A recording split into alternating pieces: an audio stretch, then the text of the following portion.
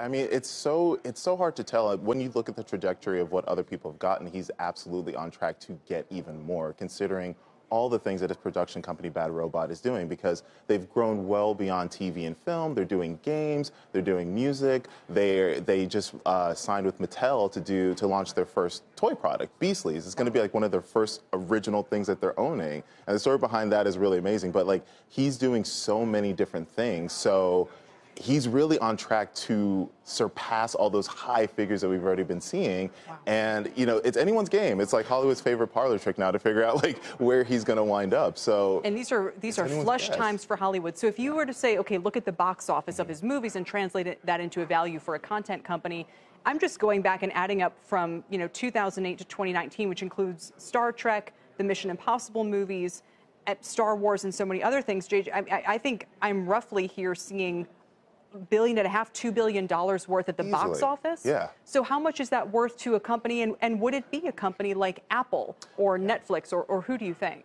So for me, if I were advising JJ, I think given all the things that he wants to do, and given the fact that he has such a strong foothold in the theatrical experience, I mean, all of his movies are so big and bold, and so I think for him, I'm thinking it's going to be Disney, honestly. Because if you look at Disney has the infrastructure to do a lot of the things that he wants to do. So they have the merchandise, they have the theme parks, they have, film, obviously theatrical releases. But with Disney Plus, which is getting ready to launch, they can do streaming, they can do TV shows, they can do all those type of things. So I think when it comes to what JJ's looking for, all he wants at the end of the day is to have as many avenues for storytelling as possible. Is he going to be the biggest of the big? Is there someone else behind him who could top this, or is this really going to be the biggest one we see for a while? I honestly feel like it's going to be really hard to top this one, because like I said, he's got his hands in so many different things that, you have like huge players that have come to the space, like Oprah signed a deal with Apple,